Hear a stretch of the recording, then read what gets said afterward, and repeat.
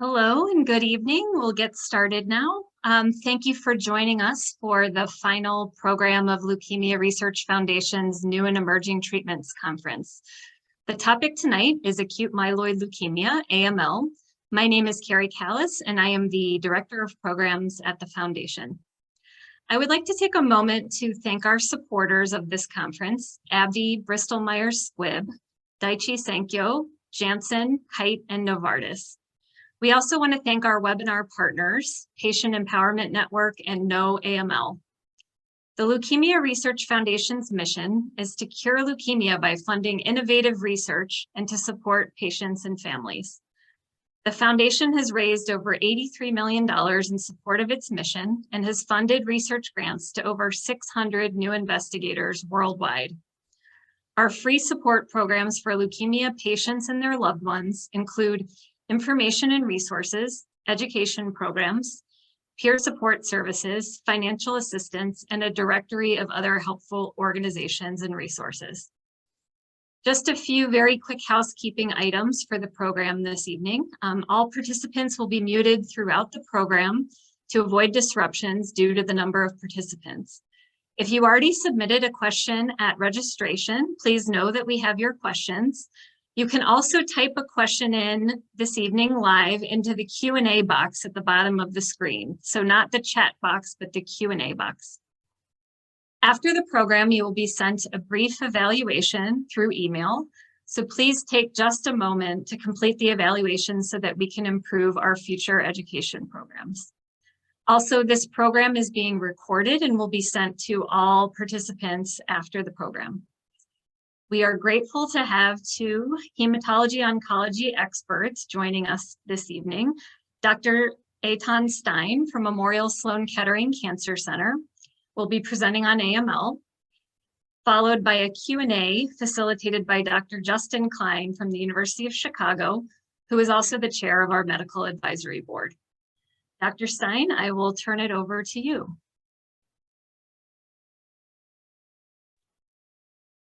Okay, thank you so much. Let me just share my screen here.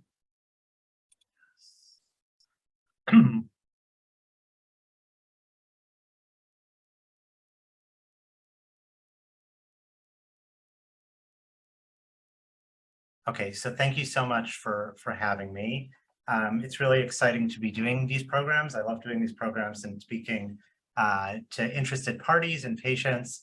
I also want to send a special shout out to some of the names that I recognize on the attendee list. Some of you who've actually seen me in clinic. And I'm looking forward to really educating everyone very briefly about acute myeloid leukemia.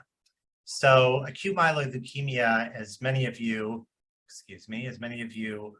already know, is actually a relatively rare disease. You know, it's estimated that approximately 20,000 patients will be diagnosed with acute myeloid leukemia back in 2021, and that number is very similar to what we expect will be diagnosed in 2022.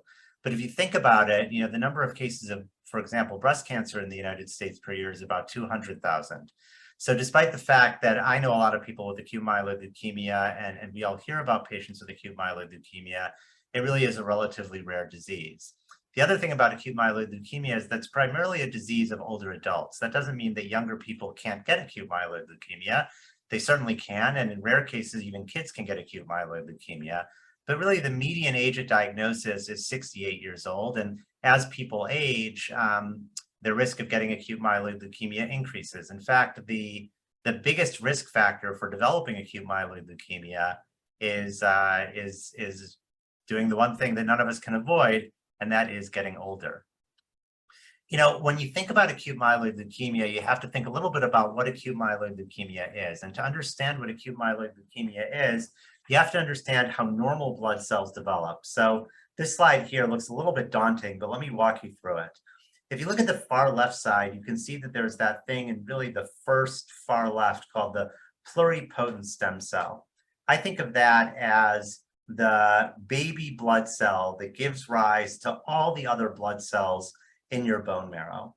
And that pluripotent stem cell gives rise to something called the myeloid stem cell, and then that gives rise to all of the different purplish circles that you see, which are cells that eventually develop into what you see on the far right-hand side, which are normal, healthy blood cells that circulate in your blood, such as a neutrophil, which many of you will have heard about, an erythrocyte, which is a red cell, and platelets. When you have acute myeloid leukemia, the primary problem is that there are genetic changes that occur at the level of either the myeloid stem cell or a little bit later on that blocks that process of maturation. So what happens is that those sort of what I would say teenager blood cells. So if you think of the pluripotent stem cell as the baby blood cell, and then it grows up into these teenager blood cells, those teenager blood cells say, I don't want to grow up anymore. I don't want to become an adult. I want to stay here in my home, which is the bone marrow. And I'm just going to keep multiplying and multiplying and multiplying, and therefore wreaking havoc on the bone marrow that I'm in. So the fundamental issue is that there is this, what we call in scientific nomenclature, a block in myeloid differentiation, which means a block in the ability of these immature blood cells to become mature.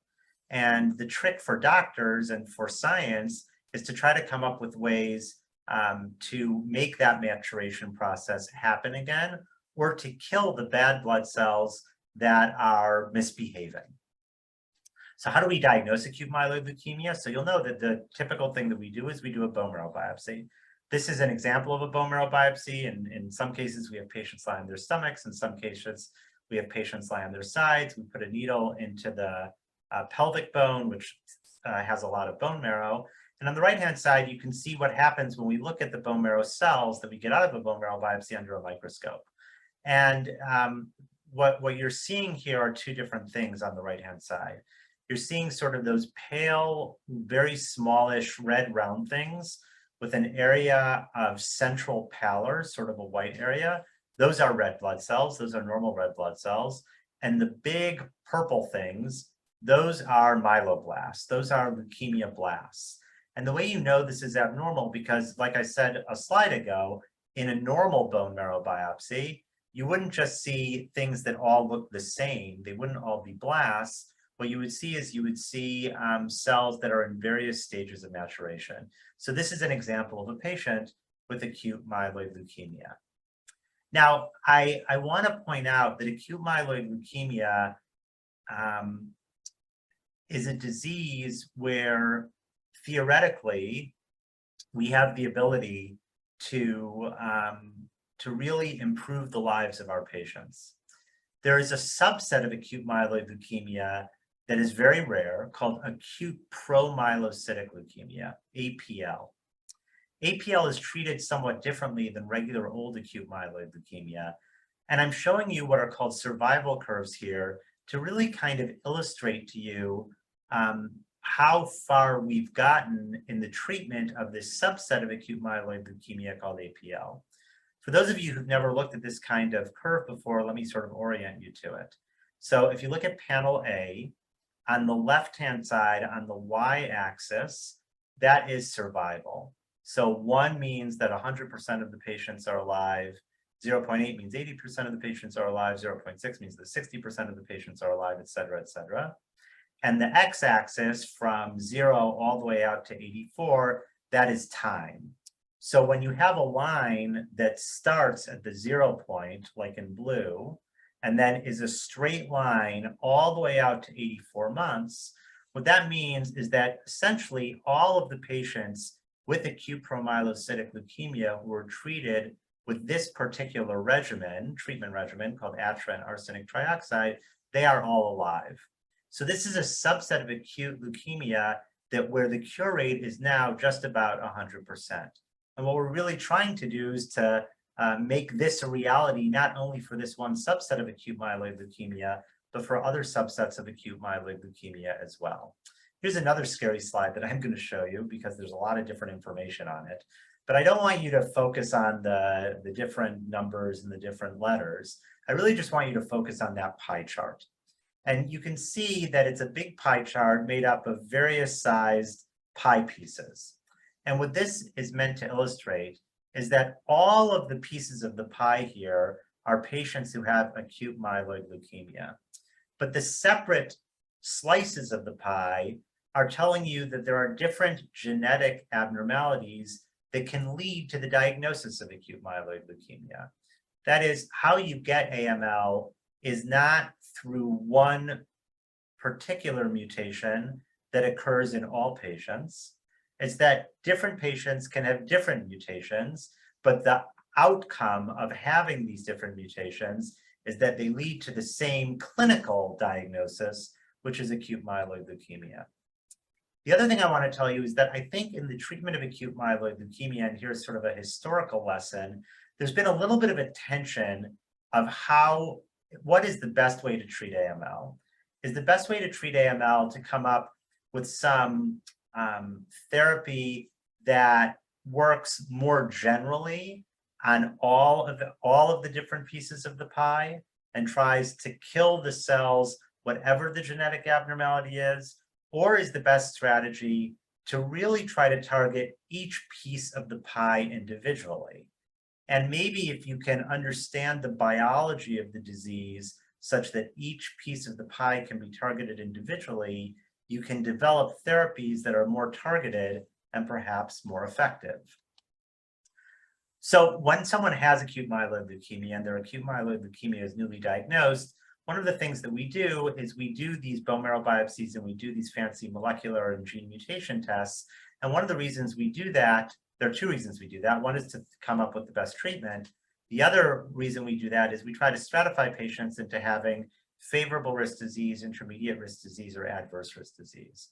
The reason we do this is because it helps us determine what kind of therapy the patient should get, and really whether the patient would be a candidate or should be referred for consideration of something called a stem cell transplant.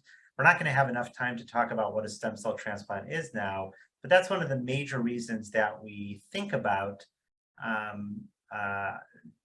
stratifying patients into either having favorable risk disease, intermediate risk disease, or adverse risk disease. You know, when I started doing this as a fellow back in 2010, I'm going to show you what we did to treat acute myeloid leukemia. There were really three options. Actually, there were two options. The two options were what I'm showing you here. You could either get intensive induction chemotherapy with 7+3, which was 7 days of a drug called cytarabine and 3 days of a drug called daunorubicin or idarubicin. And for patients who might be a little bit older, sort of in the range of 75 or 80, those patients would typically get a class of drugs called hypomethylating agents and low-dose cytarabine. And the thing about acute myeloid leukemia is that that was it. That's all you could really do for people. You had two different options. And really, since the end of my fellowship in 2013, 2014, there's been this dramatic rise in new therapies that have been approved by the FDA for acute myeloid leukemia, and I'm going to go through a few of those now. One thing I want you to remember, though, is that we don't, in this case, replace the therapies that we already had back in 2010 that I'm showing you on this slide. What we typically do is we add on drugs to these backbones that served us well for 40 years, but didn't serve us well enough. Okay, so what are the things we now do for newly diagnosed acute myeloid leukemia? So for younger patients with acute myeloid leukemia, usually people less than 70 or so, who can tolerate the strong chemotherapy that we sometimes give to people in the hospital called 7+3, there was a randomized study that looked at adding on a medication called gemtuzumab onto the intensive induction chemotherapy. And that clinical trial looked at adding on gemtuzumab or just giving 7+3 alone. And if you look at the survival curves, what you can see is that the patients who got gemtuzumab had an increased survival compared to the patients who didn't get gemtuzumab. There are a couple of caveats to this study that I think are important to know. One is that this seemed to work only in those patients who had favorable risk disease. That is, for those patients who had adverse risk disease, it didn't seem that the gemtuzumab really helped anyone. And I would say that typically for younger patients with favorable risk disease who are getting 7+3 chemotherapy, for many of those patients, we will add on this medication called gemtuzumab osigomycin. Now, one of the most common mutations that people with acute myeloid leukemia can have is a mutation in a gene called FLT3, and that's, if you're in the know, you call that FLT3. So FLT3 occurs in about, mutations occur in about 30% of patients with acute myeloid leukemia. And traditionally, it's been thought that patients with a FLT3 mutation have a tougher time staying in remission. There was this large randomized trial that was done a number of years ago and published in 2017, where a number of investigators had the idea, what if we take an oral medication that blocks the mutant FLT3, something called a FLT3 inhibitor, in this case, a medication called midostaurin, and we add it to 7+3, to intensive induction chemotherapy. Is it possible that that will improve patients' outcomes compared to just getting 7+3 alone?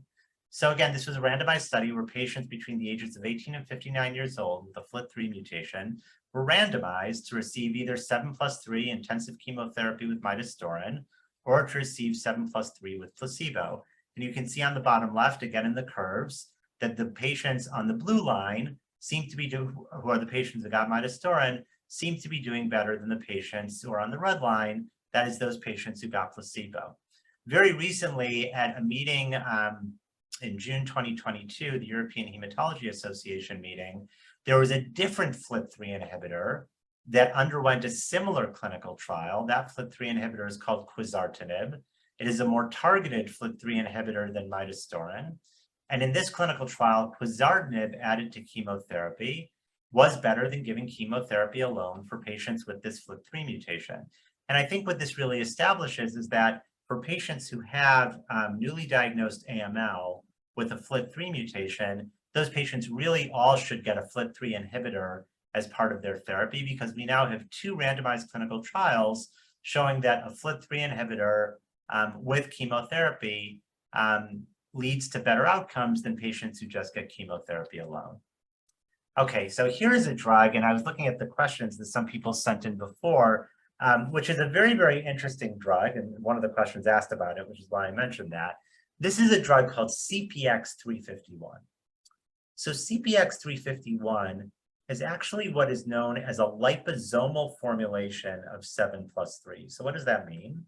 That means that, you know, when patients are getting the 7+3 that I was just talking about, they get it as 2 separate infusions, right? You have an IV where the cytarabine is going in your arm for 24 hours a day for 7 days in a row. And then you have a separate IV usually where the nurse is pushing in over 3 days the red chemotherapy called daunorubicin. CPX-351 is a liposomal formulation, meaning that both drugs are sort of mixed together. And the easiest way to think about it is in what's the equivalent to a soap bubble. And they're infused together into the patient.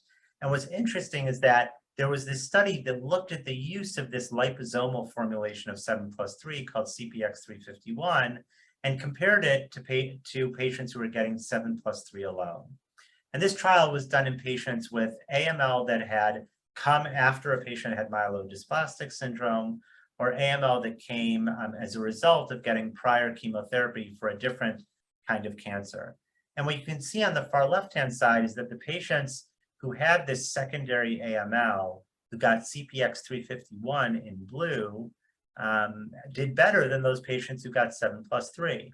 And on the far right-hand side, this looks at the survival of patients who got CPX-351 compared to this, and had a bone marrow transplant compared to the survival of patients who got CPX-351 and did not have a bone marrow transplant. And on the far right-hand side, you can see the patients who got CPX-351 in the blue really did remarkably better than the patients who got 7+3, to the point that after 15 months or so, that line is flat, meaning that none of those patients ended up succumbing to their disease.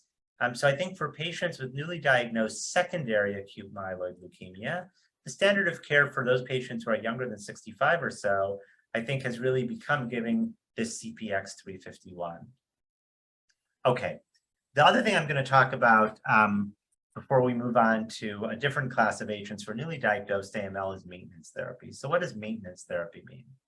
Maintenance therapy means that after someone is done with their chemotherapy, if they don't have a stem cell transplant, is there a way of giving them some low intensity therapy that doesn't have too many side effects that will be beneficial for them? Maintenance therapy is used for patients with acute lymphoblastic leukemia.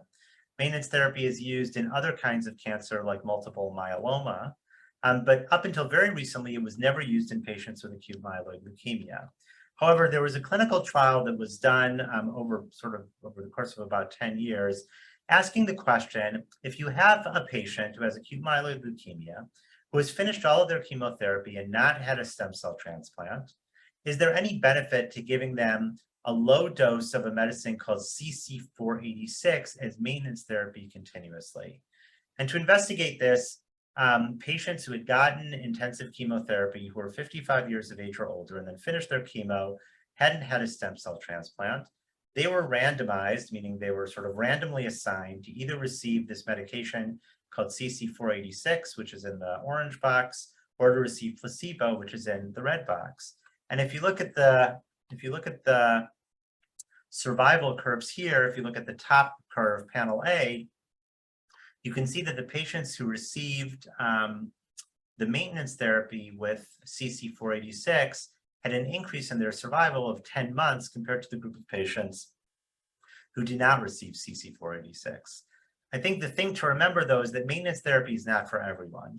Maintenance therapy has really only been investigated in a small subgroup of patients who got intensive chemotherapy with 7+3, did not get a stem cell transplant, and those were the patients who enrolled on this trial. For patients who have gotten sort of lower intensity therapy, which we'll talk about in a second, like azacitidine and venetoclax, or who have had a stem cell transplant, the use of maintenance therapy has not yet been established as something that actually benefits anyone, and maybe you just give people more side effects than not having more side effect. Okay, so now let's talk about lower intensity therapy. So what I talked about before, this higher intensity therapy, that's typically for patients younger than the age of 65 or 70, okay? But as I said at the very first slide, most patients with acute myeloid leukemia are older than 65 or 70. And those patients typically really have too many side effects when you give them intensive chemotherapy with 7+3. So there's been an effort over the past probably 5 to 10 years to really develop good therapies for older patients with acute myeloid leukemia. One of those therapies, which many of you may be on, is a medication called venetoclax. We had already talked about the standard therapy for acute myeloid leukemia for older patients 10 years ago was this medication called azacitidine. And there was a randomized clinical trial that asked the question, if you take this medication called venetoclax, and if you combine it with azacitidine, is it better than giving just azacitidine alone? And the answer is yes. This was investigated in a randomized clinical trial where patients were randomly assigned to receive either azacitidine and venetoclax in blue, or to receive azacitidine alone or azacitidine with placebo in green. And you can see that those patients who received azacitidine and venetoclax did much better than the patients who got azacitidine and placebo. And I think that's why now the standard of care for a newly diagnosed older patient with acute myeloid leukemia is azacitidine and venetoclax and not azacitidine alone. Some of you may also know that even for patients who have relapsed acute myeloid leukemia, we often and more commonly will even try azacitidine and venetoclax in those patients, because even in the relapse setting, even though it's not an FDA-approved indication, many doctors, I think most doctors, will prescribe azacitidine and venetoclax because it's such a good therapy. And in fact, it's such a good therapy that there are now clinical trials that are asking the question, well, if azacitidine and venetoclax is so good for older people with AML, maybe it's really good for younger people with AML. And maybe we don't need to give younger people with AML that intensive chemotherapy with 7+3 that lands them in the hospital for 4 weeks. Maybe we can just give them azacitidine and venetoclax. Now, there is a different medication for patients who have a mutation in a gene called IDH1. There is an IDH1 inhibitor that is approved by the Food and Drug Administration called ivosidenib. About 10% of patients with newly diagnosed AML will have this mutation in IDH1. And this clinical trial, which was called the AGILE trial, asked the question whether giving an IDH1 inhibitor in combination with azacitidine was better than giving azacitidine alone for newly diagnosed patients with IDH1 mutant acute myeloid leukemia. So again, a randomized phase 3 study was done, and these are the survival curves of that study. So in the patients who had an IDH1 mutation, who had newly diagnosed AML, those patients had a median overall survival that greatly exceeded the median overall survival of the group of patients who got azacitidine alone. I think one of the big unanswered questions now for patients with AML who are older, who have an IDH1 mutation, is it better to give patients azacitidine with ivosidenib, or is it better to give patients azacitidine and venetoclax? And that's a question that we don't have an answer to yet. Okay, finally, I'm going to very briefly talk about the 3 drugs that we have available that are FDA approved for patients with AML that is relapsed or refractory. Relapsed means that a patient has gone into remission and then popped out of remission and the disease has come back. Refractory means that despite getting azacitidine and venetoclax or getting intensive chemotherapy, that patient never went into remission. So we were never able to get that patient into remission. One drug that we use commonly is, again, for those patients with FLT3 mutations, is a drug called gilteritinib.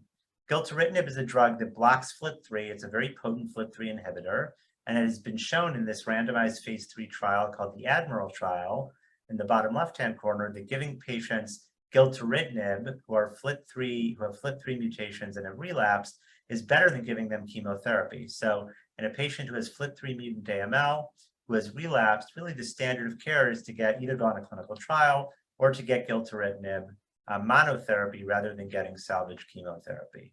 Similarly, for patients who have IDH2 mutations, I think the standard of care now for a patient with relapsed and refractory AML with an IDH2 mutation is to get an IDH2 inhibitor called enasidenib.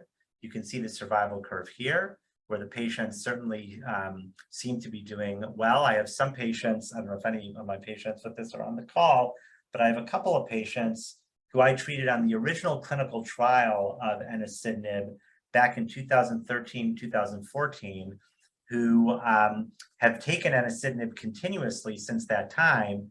And it's now, it's 2022, right? So it's almost 10 years later, and those patients are 10 years older and presumably might even be cured of their acute myeloid leukemia with this disease, with this medication. Similarly, as we talked about earlier, there's an IDH1 inhibitor called ivosidenib. That medication is given to patients with AML with an IDH1 mutation, and for patients with relapsed and refractory acute myeloid leukemia with an IDH1 mutation, ivosidenib would be a very good choice for that patient population. The last thing I want to talk about is I want to talk about another subset of acute myeloid leukemia for a group of patients who up until now has really had no effective therapy. And that's the group of patients who have acute leukemias with an abnormality in a gene called MLL.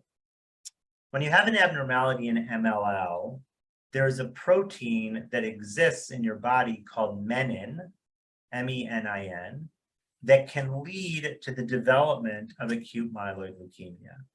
And the idea is that if you can give a molecule or give an inhibitor that blocks this bad menin protein, you can get the acute myeloid leukemia to go away.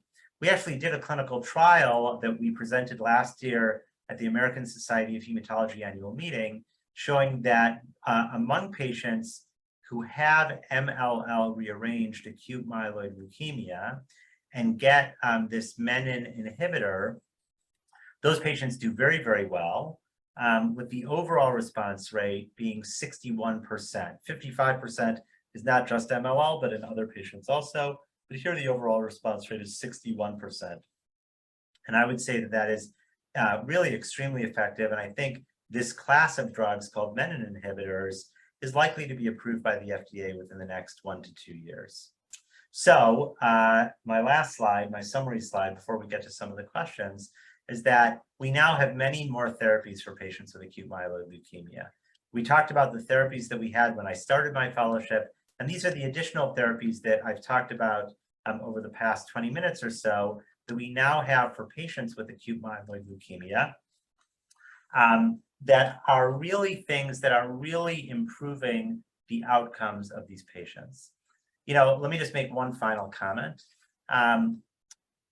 if you think about diseases like multiple myeloma or chronic lymphocytic leukemia, when I started in medical school and during my residency, these were diseases that for which we really didn't have great therapies, and patients really didn't do as well as we wanted them to do.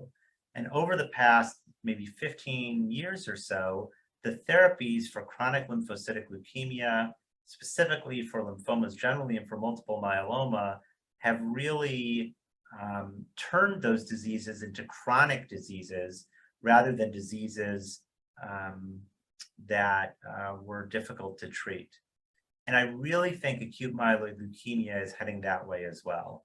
We have so many different drugs that have been approved. There are many, many clinical trials now investigating new drugs like these menin inhibitors. We have all sorts of ideas about how you might be able to combine different drugs to make therapies work better and work longer. And I think that the future of the treatment of acute myeloid leukemia is really very, very bright. And that's why I do this, because it makes me happy to see patients who do well for so long. And with that, I thank you very much, and I'm happy to answer any questions you might have. Thank you so much, Dr. Stein. Very helpful and informative. Thank you for your thorough explanations. I see that a few people have been submitting questions in the Q&A, but we also have the pre-submitted questions that you sent to us at registration. So Dr. Klein is going to hop on now and take us through the Q&A. Hello, Dr. Klein. Thank you. Evening, Carrie. Hello, everybody. I agree. Thank you for the outstanding discussion. You have a way of, I think, making things understandable for folks who might not be in the business. So I'm sure everybody appreciates that. I know I do. There were a number of questions that were submitted. There's a couple also in the Q&A that we'll try to get to. I think one of them might be worth getting to initially, and there were a couple of questions around what defines risk. You talked a little bit about adverse risk, good risk. Can you talk a little bit more to what that means? Yeah. So the way we define risk is by the genetic abnormalities that are present at the time of diagnosis. And then what risk means is really the risk of relapse. I think that's the major risk, and the risk that the therapies that we give are not going to be effective. So in patients who have adverse risk disease, it is more likely that our therapies may not be effective. And therefore, we try to do things like stem cell transplants to really change someone's stem cells or replace their stem cells so that the risk of their disease recurring is much lower. For those patients with favorable risk disease, we think their risk of relapse is lower, and therefore they might not need therapy that is quite as intensive, like a stem cell transplant, for their disease.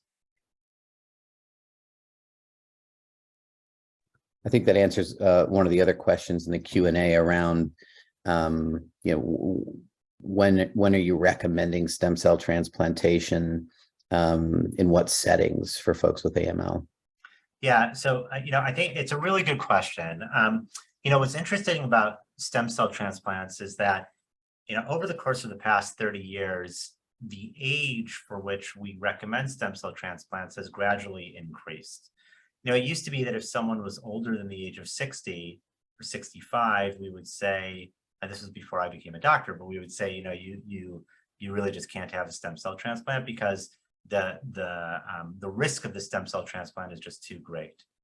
Now, I think that I'm not sure there's an upper age limit in and of itself to have a stem cell transplant. What really defines whether a patient should have a transplant is whether, just to be very straightforward, what is likely to cure someone and make them live longer? Is it to have a stem cell transplant or not to have a stem cell transplant? Stem cell transplants come with risks. And for some patients, because either their disease is unlikely to relapse if they don't have a stem cell transplant, or because there is a higher risk that by having a stem cell transplant, they will have some side effect that will make them unhappy and may really lead to severe toxicity. In that case, we don't recommend a stem cell transplant. For those patients where the risk of relapse is higher and the chances of having side effects is lower, those would be patients that we would recommend for a stem cell transplant. It's really but I guess the overall point, that was sort of a long-winded answer, but the overall point is that it's really an individualized decision for each patient. You can't say, everyone of this age needs a stem cell transplant. You have to look at each patient individually. There's no cookie cutter way of defining it. Yeah, fair point. There's a question that was submitted earlier about the difference between a secondary AML, maybe an AML that arises from some prior cancer therapy or some other bone marrow disease. How does that differ from the AMLs that you're talking about in many of the clinical trials that you exemplified, for example? Yeah, so secondary AML is defined, like Dr. Klein just said, as AML either that arises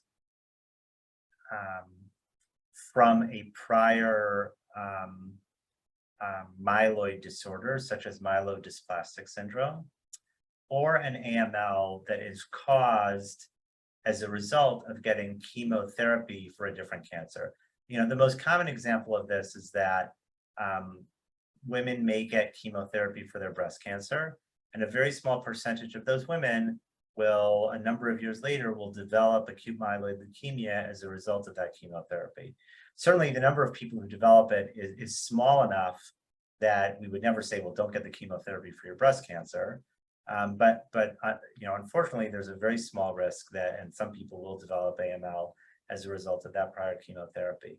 I think the thing about secondary AML is that patients with secondary AML tend to have genetic mutations that put them into the adverse risk group.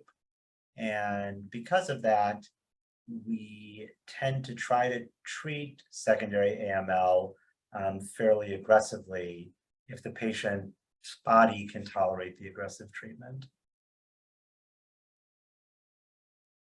Great. I have a question from a person who is in his or her 80s, currently receiving venetoclax and azacitidine.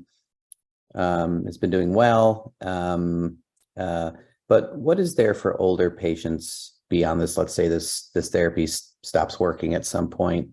What are you recommending as sort of second line treatments? I know it's probably dependent on the genetic classification of their disease, but generally speaking, what are the things that you're recommending for folks who are older?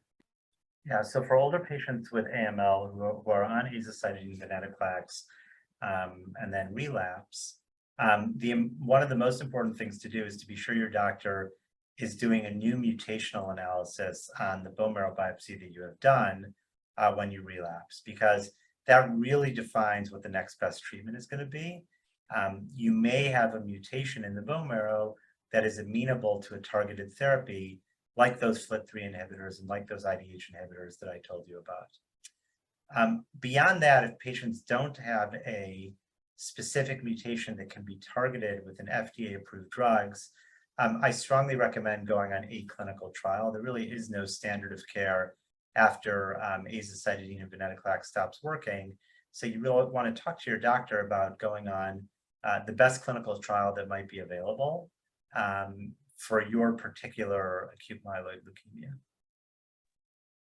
And a couple more questions around transplantation. Can you talk a little bit to the success rates of transplantation? Let's say in somebody who's maybe got high risk AML in first remission, for example. What sort of outcomes are you seeing in your patients now?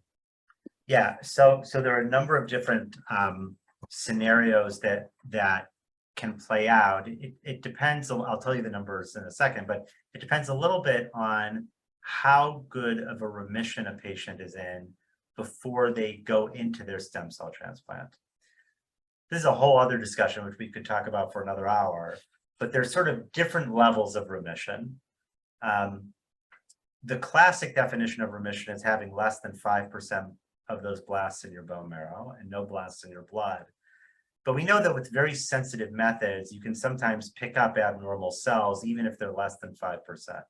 So if you can still pick up less than abnormal cells, even if it's less than 5% in the bone marrow, that's called having measurable residual disease, or MRD.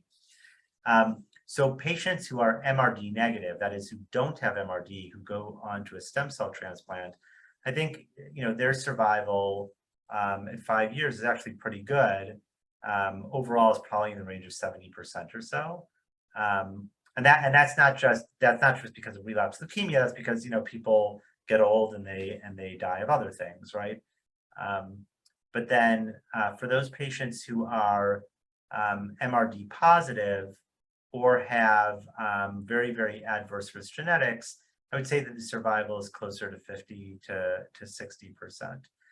For those patients who are MRD positive when they go into their transplant, if anyone like that is on their call and has had a bone marrow transplant or going to have a bone marrow transplant, we usually recommend those patients go on a clinical trial after their transplant with some treatment, whatever the clinical trial might be, to try to prevent the disease, the leukemia, from coming back. Great. There's a question around success rates for treatment in folks who are older versus younger. Is there a certain age cutoff, for example, where you're no longer using those more intensive treatments, the 7 and 3, the high dose cytarabine, or is it an age thing, or is it a sort of a general health type thing, function type thing? How do you decide in whom you're going to be giving more intensive treatments versus maybe your younger, healthier folks where you're using, less intensive versus more intensive in your younger, healthier patients? Yeah, so it really comes down, when I see a patient that comes into the office, it comes down to two things. It comes down to that patient's general health. People's health tends to decline as you get older, right? That happens to all of us. We all get high blood pressure and high cholesterol and maybe diabetes and those kinds of things. But it also plays into, again, the genetics of the disease. I keep sort of harping on this because it's a really important determinant of what the best treatment is. So we know that certain genetic profiles of patients with acute myeloid leukemia are less likely to respond to that intensive chemotherapy. So let's take a hypothetical patient.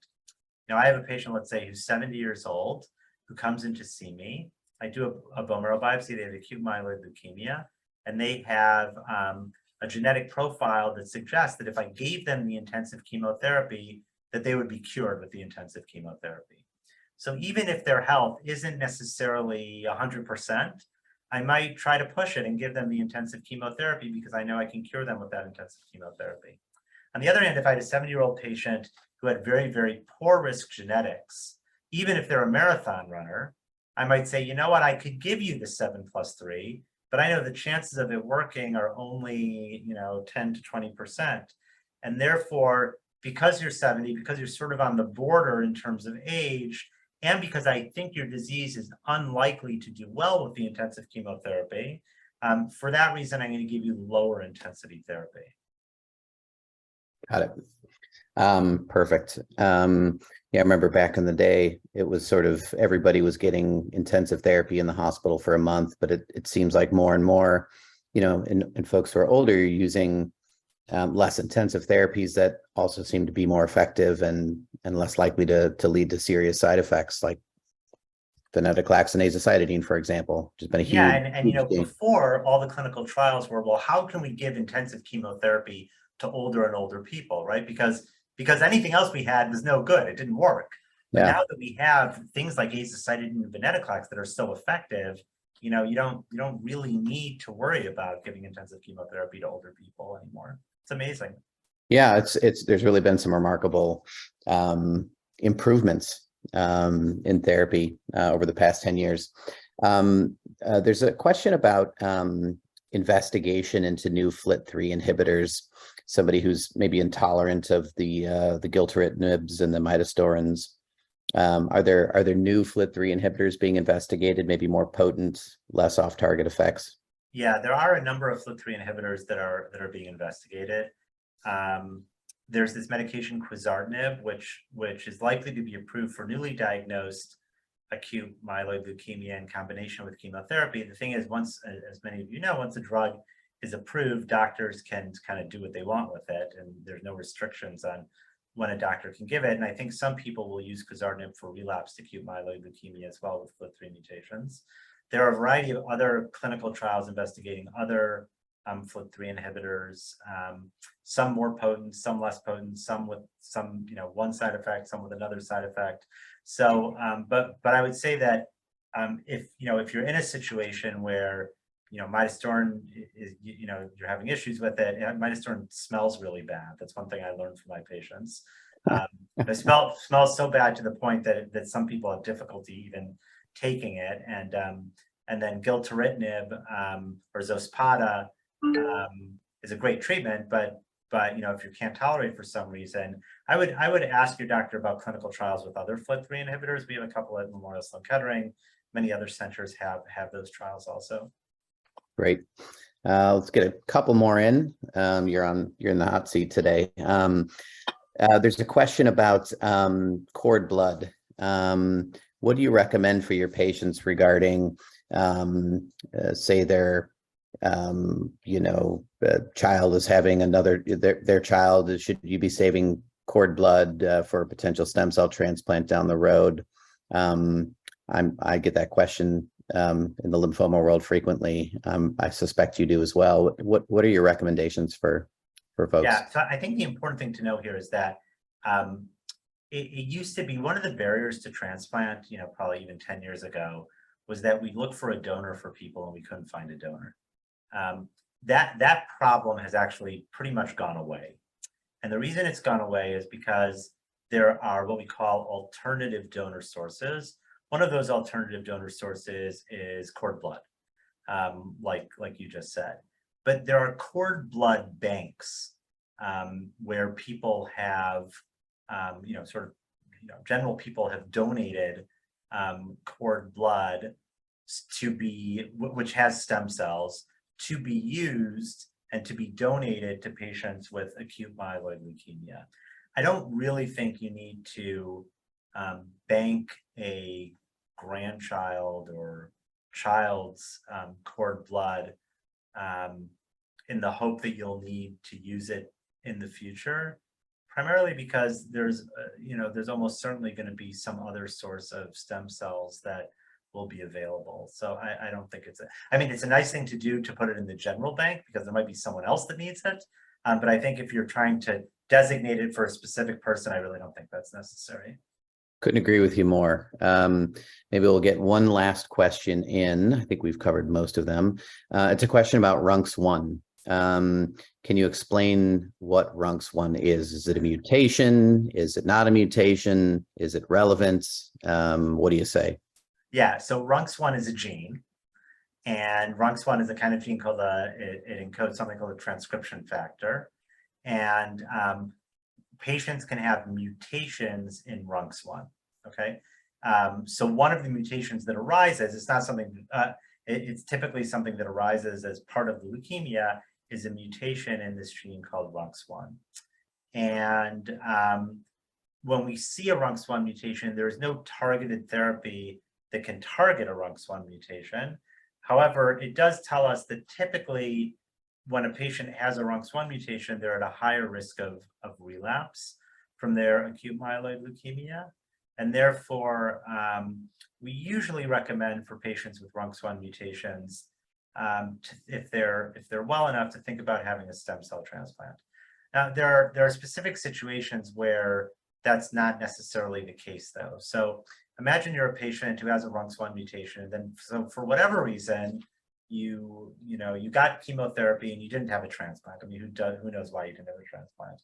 And then it's a year or two later, and you're doing great. You're you haven't relapsed, you're not relapsing, you feel good, you're doing well.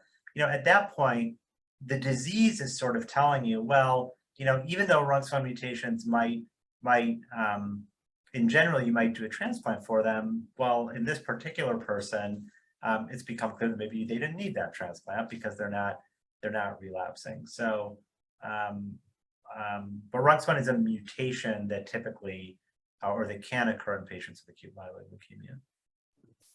Great. All right. Carrie, I'm going to turn it over to you. Dr. Stein, Yes. fantastic. Thank you so much to both of you, both Dr. Klein and Dr. Stein.